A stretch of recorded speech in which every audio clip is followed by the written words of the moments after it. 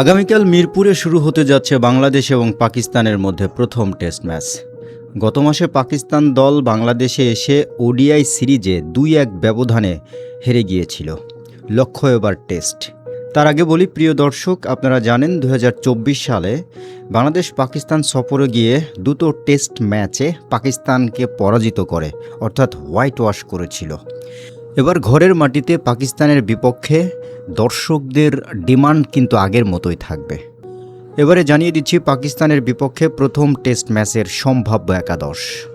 ১৫ সদস্যের test squad থেকে best 11 হতে পারে এরকম: ওপেনার সাদমান ইসলাম এবং মাহমুদুল হাসান জয়, মমিনুল হক, নাজমুল হোসেন শান্ত, মুশফিকুর রহিম, লিটন কুমার দাস, মেহেদী হাসান মিরাজ, নাইম হাসান, তাইজুল ইসলাম, শরীফুল ইসলাম এবং নাহিদ রানা। স্কোয়াডের বাকি সদস্য হলেন তাসকিন আহমেদ, এবাদত হোসেন, তানজিদ হাসান তামিম এবং অমিত হাসান।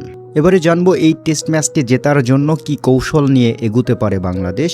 যেহেতু মিরপুর হচ্ছে স্পিনারদের স্বর্গ, সেক্ষেত্রে তাইজুল ইসলামের সাথে মেহেদী হাসান মিরাজ এবং নাইম হাসান, অর্থাৎ কমপক্ষে ৩ জন স্পিনার থাকবে।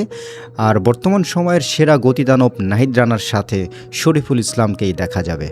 প্রিয় দর্শক, আপনার পছন্দের একাদশ কেমন হতে পারে কমেন্টস বক্সে অবশ্যই জানিয়ে দেবেন। আপনার কাছে কী মনে হচ্ছে, ২ জন পেসার ৩ জন স্পিনার, নাকি ৩ জন পেসার ২ জন স্পিনার হলে বাংলাদেশের জয়ের সম্ভাবনা ভালো থাকবে?